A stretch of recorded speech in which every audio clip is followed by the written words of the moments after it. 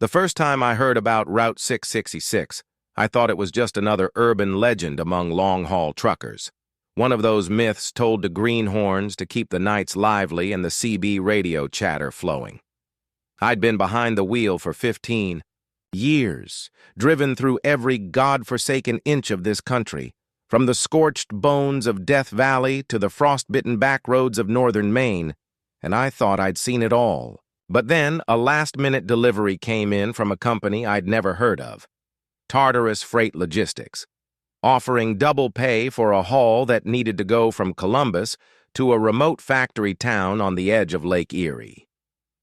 The catch? The fastest way was Route 66. I laughed when I saw the route number.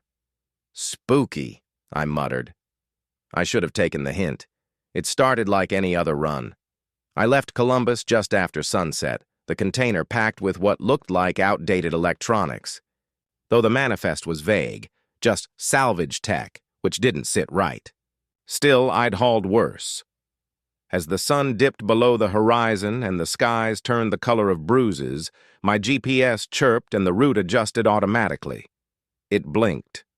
Turn left onto County Road 12, Route 666. My gut churned a little, but I shook it off. Just numbers, asphalt and white lines. Nothing more. The moment my tires touched the road, everything changed. It wasn't immediate.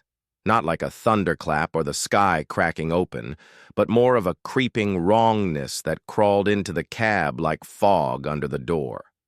The pavement looked newer than the roads leading to it, oddly smooth and dark, like it had just been laid.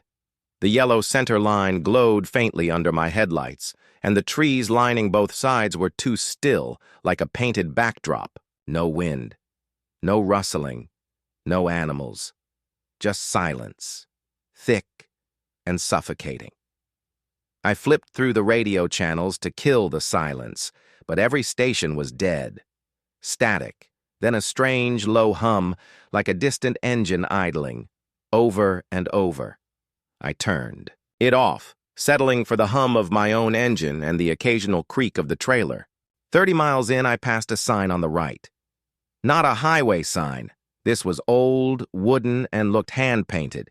It read, Rule 1, never stop for hitchhikers, even if you recognize them. I snorted. Nice touch, I muttered to myself. Someone's got a sense of humor. I kept rolling, chalking it up to local pranksters or a weird tourist trap. But the road kept going, and the strangeness piled on. The air grew colder, noticeably so. I cranked the heat, but it barely seemed to help. Then the fog started, rolling in from the woods like a living thing, thick and soupy, reducing visibility to maybe 15 feet. I slowed to a crawl, eyes glued to the lines. I passed another sign. Rule 2. If you hear scratching inside the cab, do not look in the mirrors. This one made me grip the wheel tighter. I told myself I didn't believe in ghosts or devils, but there's something primal about fear. It doesn't care what you believe. It just eats. My hands were sweating now, despite the cold. An hour in, I saw her. She was standing at the shoulder, in the fog, barely illuminated by my low beams. A woman in a dirty white dress, barefoot, hair hanging down over her face. She didn't move. Didn't look. Just stood there. Head tilted, one arm raised like she was thumbing for a ride. My heart jackhammered. I hit the gas, not daring to slow down. I remembered the first rule. But the kicker? I knew her face. I swear on everything it was my sister. Dead 5 years. I didn't look back. I didn't breathe. I just drove. Another mile, another sign, Rule 3. Do not answer the CB after midnight. It isn't your friends. The clock on the dash flicked to 12:01 a.m., right as the radio crackled to life. A voice came through, familiar and wrong. Hey, Danny. You out there, brother? It was Mark, my old driving buddy. Died in a pileup on I-80 2 years back. I yanked the volume knob off with one frantic twist and screamed into the void of my cab. Shut up! The voice kept going, softer now, almost a whisper. "Turn around! You missed the turn! You'll never make it if you don't turn around!" I gritted my teeth and floored it.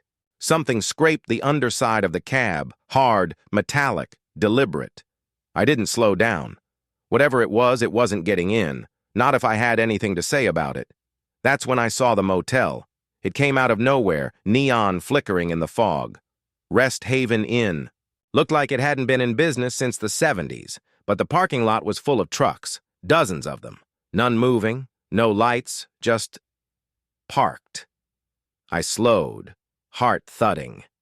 They were all older models, paint flaking, some with moss or snow, piled high on the hoods, like they'd been there for years. But the engines were still warm. I could see heat waves rippling above the hoods, a sign near the entrance, nailed to a crooked post. Rule 4. If you see the Rest Haven Inn, you're being hunted. Do not stop. Do not sleep. My foot slammed the pedal. The fog thickened, but I forced my rig through it, engine howling like a wounded animal. The road narrowed, the trees encroaching. Branches scraped along the trailer like claws, and my mirrors went dark. Not just dim, black, like someone had covered them from the outside. I didn't check. I remembered the second rule. The scratching started a few minutes later, slow, deliberate, like nails on glass, inside the cab. I shut my eyes for a moment and counted. 1, 2, 3. I gripped the wheel like it was the only thing tethering me to reality. I felt something press against the back of my seat, not hard, just there, like someone leaning forward, breathing behind me. I drove like that for miles, no signs, no landmarks, just endless dark. Then the fog cleared in an instant, like a curtain yanked aside, and I saw it, the way station. It looked like a regular dot checkpoint, lights on, sign flashing red. I started to slow, habit, but something stopped me. My headlights fell across the final sign on the roadside, the largest yet. Rule 5. The way station is a trap. Do not pull over, no matter who waves you down. And sure enough, there was a man in a bright vest waving a red flag. His face was wrong. Too symmetrical, too smooth, like a mannequin trying to pass for human. He smiled when he saw I wasn't stopping, his jaw unhinged and stretched, far too wide. I hit 70 on a curve, the way. Station burst into flames behind me, no explosion, just fire, as if it had been waiting for someone to ignore the rules. I didn't look back. My GPS flickered and died. The road looped, twisted, changed. Time stretched like rubber. Eventually, how long, I can't say, I broke through. The trees thinned, the fog lifted, and I saw signs for I-90, civilization. Cell signal returned. The time, 3:06 a.m. I'd left Columbus at 9 p.m. The route should have taken 2 hours. I'd been gone for 6. I pulled into a truck stop just off the interstate and staggered out, hands shaking. My rig was covered in mud and scratches, long gouges that looked too precise, like claws. One of the windows was cracked from the inside. Inside the station, I asked the clerk about Route 666. He looked at me like I'd grown a second head. "There ain't no Route 666 in Ohio," he said. "Not anymore. They renamed it back in 2003. Locals said it brought bad luck. Too many disappearances." I nodded, numb. My phone buzzed with a new text from an unknown number. "You followed the rules. Keep driving. More are coming." I didn't sleep that night. I sat in my cab with every light on and engine running, staring into the rearview mirror, daring it to blink first. The wheels of my rig hummed a steady dirge against the cracked asphalt of Route 66. The road stretched ahead like a black artery through the Ohio wilderness, its surface rippling with heat that shouldn't have existed in the dead of night. My headlights carved twin tunnels through the darkness, occasionally catching glimpses of something just beyond their reach. Trees leaning too close, shadows where there shouldn't be any, glints of eyes too far from the ground to belong to. Anything natural. I hadn't dared break rule number 5. Do not stop for any hitchhiker, no matter how human they appear. But tonight, something else was building. I could feel it in my chest, a slow pressure like a weight hanging just above me, waiting to drop. Kept one eye on the road and one on the hand-scrawled list of rules taped to my dashboard. That paper had already saved me once from whatever the hell that faceless man in the suit was.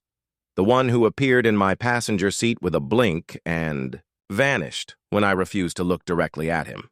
That was rule number 3. I'd survived because I followed the rules.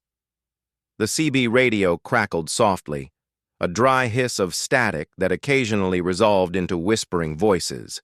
I'd turned the volume down to a whisper, but I didn't dare turn it off completely. That was rule number 7. Keep the radio on, even if you don't like what you hear. It warns you. The last time I'd been tempted to flick the switch, I'd heard a soft lullaby drifting through the speakers. One my mother used to sing before she died in a fire when I was 10. I knew it wasn't really her, but that didn't stop the tears from welling up, or my hand from reaching out, trembling. Now, the air smelled like wet dirt and iron, and the sky above looked smeared with a rust-colored glow, even though there were no towns for miles. My knuckles were white on the steering wheel. That's when I saw her. It began with a glint in the ditch, a shimmer of movement like glass catching the moonlight. As I drew closer, my headlights cut across a figure slumped against the grass, long hair trailing across her face. She was barefoot, wearing a tattered hospital gown. Her skin looked pale and damp, almost blue. Her eyes were closed. I slowed down instinctively, my foot hovering over the brake, heart punching my ribs. Then I remembered rule number 5 again. Do not stop for any hitchhiker, no matter how human they appear. But she wasn't on the road. She wasn't waving me down. She was lying there like she'd been thrown from a car or dragged. My hands trembled. I was no hero, but I wasn't heartless either. What if she was real? What if this wasn't one of the road's tricks? The rig shuddered as I coasted to a crawl, hazard lights flashing like a pulse. I didn't stop completely. Just enough to peer through the window to get a better look. That's when she looked up. Her head turned sharply, as if on a hinge. Her eyes were impossibly wide, and her pupils were gone, just voids, twin black holes swallowing the dim light. Her mouth opened, and something inside moved, fingers, I think, thin gray fingers like they were trying to crawl out from her throat. Help, she gurgled, but it wasn't a voice. It was like static, like the CB radio, but filtered through water and gravel. Then she began to rise. I slammed my foot down on the gas pedal, tires spitting gravel as the truck roared forward. I didn't dare look in the mirror. I didn't want to know how fast she could move, or if she was chasing me at all. I gripped the wheel so hard my nails tore the skin on my palms. For a long while, the only sound was the thrum of the engine and my panicked breathing. But then the radio crackled again. "Wrong move," it whispered. "You slowed down. You saw her. She saw you. She remembers." I punched the radio hard enough to crack the plastic. "Shut the hell up!" I shouted. But it didn't matter. The warning wasn't wrong. I had broken rule number 5. Even if I hadn't stopped, I'd acknowledged her. That was enough. I tried to keep my mind off her, tried to focus on the road, but every sign now looked wrong. The mile markers were decreasing, instead of increasing. I passed the same tree 3 times. A twisted oak with a scar in its bark shaped like a screaming face. And the temperature was dropping. My breath fogged the windshield. Rule number 2 drifted into my head like a cold wind. If the road gets icy, in the summer, don't stop driving, don't slow down, don't blink. I hit the defrost. It did nothing.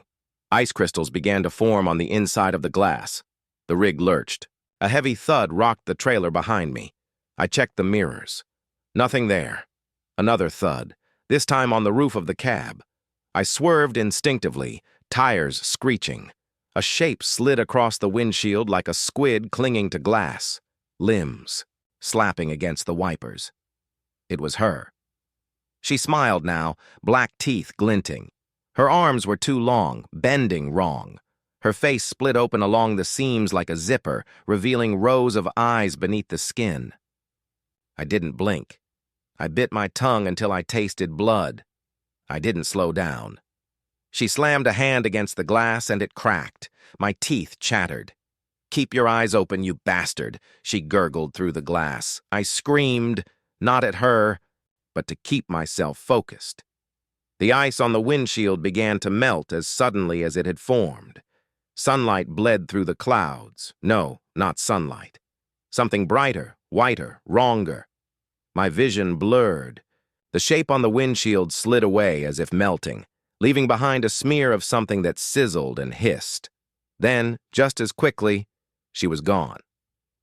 The road looked normal again. Trees, sky, faded lane markings. I pulled over. I didn't care. About rule number 8. Only stop in marked safe zones. Anything else is bait. I didn't see any signs, but I needed a minute. My heart wouldn't slow. I wiped my face with shaking hands. That's when I noticed the note. A small scrap of paper, folded neatly on the passenger seat. I hadn't put it there. With reluctant fingers, I unfolded it. Scrawled in a childlike hand were the words, "You blinked." I stared at it until my hands went numb. My mouth was dry. I checked the mirror again. No one there. The seatbelt in the passenger seat, however, was buckled. The radio sparked to "Life again." A new voice this time. Calm, smooth. "She rides with you now," it said, "until you make a trade." The cab reeked of wet earth again, and blood. I started driving again, desperate to reach the next safe zone. The rules hadn't warned me about this part. What kind of trade? With who? With what?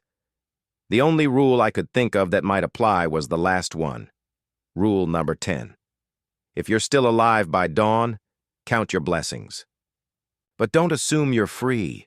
Surviving one night doesn't mean the road is done with you. As dawn broke somewhere behind the mountains, a sickly orange glow smearing the sky, I realized I wasn't alone. I could see her reflection in the window, even though no one sat beside me, smiling, watching, and we weren't even halfway through the route. The darkness on Route 666 was no longer just a condition of the night. It had become a living thing, something with mass and memory, something that moved and breathed and pulsed in rhythm with the beat of my heart. As I passed mile marker 300, the air thickened like syrup in my lungs, and the shadows crawling along the tree line felt heavier, denser, like they weren't just cast by objects but had climbed up from the earth itself. It wasn't just dark out here. It was wrong. The road no longer obeyed geometry. Curves formed and vanished without warning. Slopes rose where there had been none before. The stripes in the middle of the highway twisted like worms. And for the first time since this hellish drive began, I felt like I was no longer on a road, but inside a maw. The gullet of something ancient, buried under the illusion of cracked asphalt and battered signs. I hadn't seen another vehicle in over 50 miles, and that isolation had started to gnaw at the frayed edges of my mind. The CB radio, once my lifeline, had gone completely silent. Not static, not dead air, silent, like it had been deliberately unplugged from the world. Even the distant sounds of the truck's massive diesel engine felt dulled, as though the air around me had absorbed all resonance, suffocating noise before it could fully bloom. My headlights barely illuminated more than 20 feet ahead, and the beam didn't just fade, it dissolved, swallowed by the dark like it was too dense for light to travel through. I caught glimpses of movement occasionally on either side of the road, shadows with limbs too long, or things that moved like spiders but were the size of elk. I didn't slow down. That was rule number 3. Never stop between miles 290 and 333, no matter what you see, hear, or feel. and I was beginning to understand why. Every few miles, a new figure appeared at the shoulder. Never directly in my path, never moving, just watching. Some were tall men in railroad uniforms with their eyes sewn shut, faces as gray as ash, hands holding lanterns filled with pulsing blue fire. Others looked like children with skin too tight across their bones and grins that stretched far past their jaws. One stood atop a mangled deer carcass, its head bowed, fingers twitching like it was conducting some invisible orchestra made of pain and memory. All of them watched as I passed. None moved to follow. Yet I felt their presence accumulate, as if every mile something climbed aboard the truck, invisible but heavy, weighing down my soul, making the steering wheel harder to hold. At mile 306, the road started humming. At first I thought it was the engine, maybe a belt loose or a bearing grinding itself down, but the sound didn't come from within the truck. It came from beneath it, from the road itself. A low, constant tone, like the vibration of a massive tuning fork buried deep beneath the earth, resonating through my tires, my bones, my teeth. It was dissonant and layered, like voices trying to harmonize but missing every note. And soon it wasn't just a sound but a feeling, like fingers brushing. Along the base of my spine, like something behind my eyes was pulsing in time with the frequency. I gritted my teeth and kept going, and then I saw the sign. It wasn't like the others. It was newer, cleaner, standing in perfect symmetry on the side of the road with two iron poles bolting it to the ground. Painted in deep crimson, the words glowed faintly in the headlights like fresh blood on bone. Final sequence initiated. Rule 0 is now in effect. My throat closed up. There had never been a Rule number 0. Not in any of the documents, not in the whispers I'd heard from the other truckers before they vanished, not in the emergency broadcasts that flickered through the CB radio like the last gasps of dying men. Rule. The 0 was unspoken, implied in every other command I'd followed, every survival tip etched into my mind with terror and adrenaline. I didn't know what it meant, but I knew it wasn't good.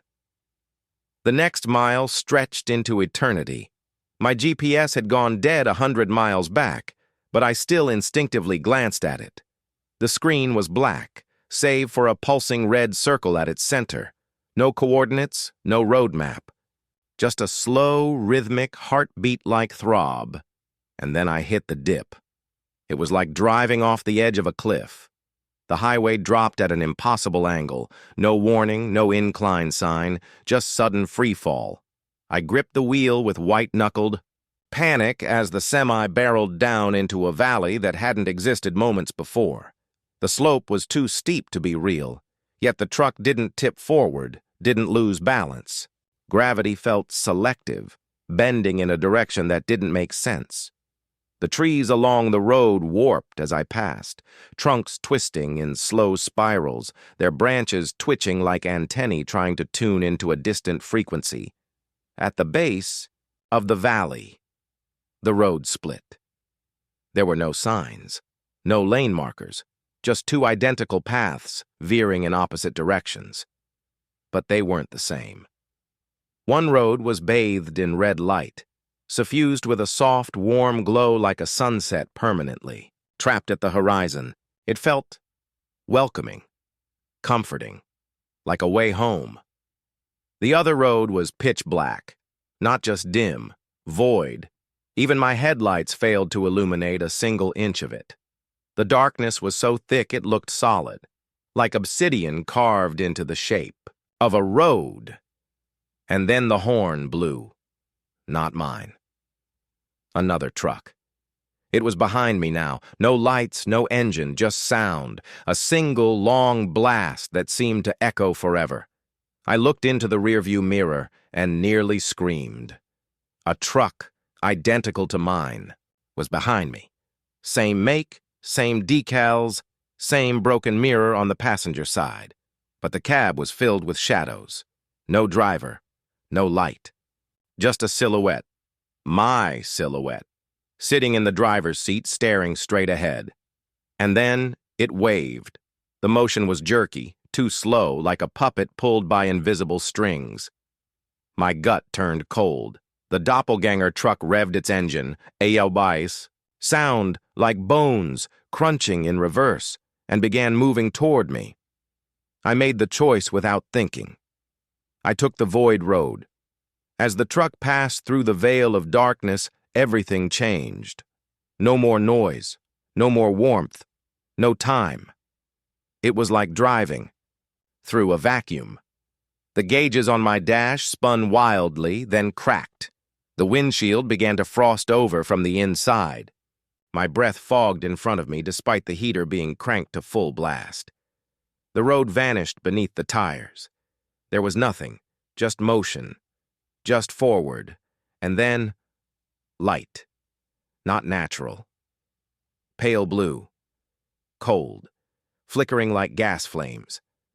The road reappeared, beneath me, but it was no longer asphalt. It was bone. Millions of them fused together, skulls, femurs, rib cages, stitched into a macabre path that stretched into the distance, and standing at the end of it was him, the one I'd heard about. The one no one survived seeing, the god of the blacktop, the final rule incarnate, and he was smiling. The next day, if you could even call it that, under the ever-clouded sky of Route 666, I woke up in my truck, soaked in a cold sweat and shivering despite the engine idling and the heater pumping out lukewarm air. The motel from the night before, the one that should never have existed, was gone. I checked my dash cam. Nothing but static and the timestamp frozen at 3:33 a.m., the exact time the woman had vanished into thin air. I deleted the footage. Not because I was afraid of evidence, but because something about watching it again made my skin crawl. I couldn't handle it. After a quick gas-up at a station that smelled like old pennies and mildew, I was back on the road. The rules were folded up in the glove compartment, but I didn't need to look at them. They were burned into my brain. Especially rule number 4. If you see a man in a barbed wire suit standing in the middle of the road, do not stop. Do not swerve. Drive through him. That one always stuck out. Morbid, unreal, absurd. But then again, so was everything about this cursed stretch of Ohio. The radio crackled to life around noon. Not a DJ, no news, no songs. Just static interspersed, with faint voices whispering in reverse. I turned it off. But even with the silence, I could swear I heard that whispering continue just beneath the hum of my tires against the asphalt. As the clouds overhead grew darker, I checked my watch. 2:46 p.m. Something was coming. About 20 miles in, near an overgrown clearing filled with rusted-out school buses and abandoned trailers, I saw him. At first, I thought it was just some junk stuck on a signpost. But as I got closer, the figure took shape. A man, if you could still call him that, wrapped in barbed wire like a human bouquet of thorns. His skin was pale and taut, gray like corpse wax. His eyes were black sockets, leaking slow trails of blood down his cheeks, and his mouth stretched into an eternal scream, gaping wide but silent. The barbed wire dug into his flesh in places where bones stuck out. He didn't move, didn't flinch. Just stood in the dead center of the road, facing me. I slammed the brakes. My instincts rebelled against what I'd read in those rules. But as the truck squealed and swerved, I remembered the line. Do not stop. Do not swerve. Drive through him. But it was too late. The truck screeched to a halt just inches from him. I stared into his void-like eyes. He leaned forward. Barbed wire twisted tighter around his neck as if reacting to my disobedience. Then something else happened. He raised a hand, slowly, and pointed at my cab. Not with a finger. The barbed wire had fused into where his fingers should have been, forming jagged claws. Still, the gesture was unmistakable. Come out. I floored the gas. The truck surged forward, but instead of passing through him, the figure vanished. Not like smoke, not like magic. One frame he was there, the next he wasn't. And when I looked in the rearview mirror, all I saw was road, empty and wet with mist. Relieved but rattled, I kept going. I made a mental note, never disobey the rules again. At mile marker 111, my headlights flickered and died, all at once. The cab lights, the dash, everything. I was plunged into total darkness. The kind of black that feels like it has weight. I pulled over, reached into the glove box, and felt around for the flashlight. Instead, my fingers brushed paper. Not the rules. Something new. The sheet was damp, stained, and smelled faintly of copper and rot. Scrawled in chicken scratch handwriting were more instructions. Supplemental rules. Only apply after first encounter with the barbed wire man. You may now see figures in your side mirrors that aren't visible in real life. Do not acknowledge them. If you hear tapping on the roof of your cab, ignore it. It is not the rain. If your headlights fail between mile markers 110 to 130, you must not exit the vehicle.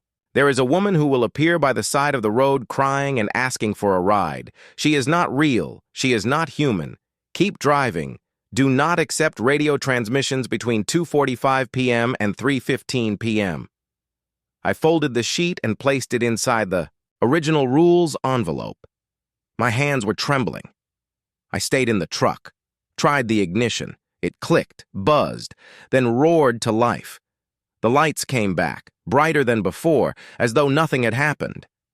But when I looked into the side mirror, I saw him, the barbed wire man, sitting in the passenger seat of my cab. I turned my head and the seat was empty. But in the mirror, he was there, motionless, staring straight ahead. I shifted into gear and kept driving, heart pounding, praying I wouldn't hit another milestone that triggered some new horror. And then came the tapping. Just as the rules warned, it wasn't the rain. It was a slow, deliberate tap, tap, tap, like fingernails or wire scraping the roof of the cab. I gripped the wheel and hummed to myself. The tapping grew faster, frantic, then stopped. Silence. Then a whisper from the CB radio. "He's watching you. You let him see you." I ripped the cord from the radio. Static continued without power. Impossible. I glanced in the mirror again. Now, the barbed wire man wasn't in the seat. He was on the hood, crawling, head twisting slowly toward me. His face pushed against the glass, barbs biting into the windshield. I could see his mouth moving, mouthing something. "Let me in." I slammed the brakes. He flew forward, rolled off the hood, and vanished. Not a trace left.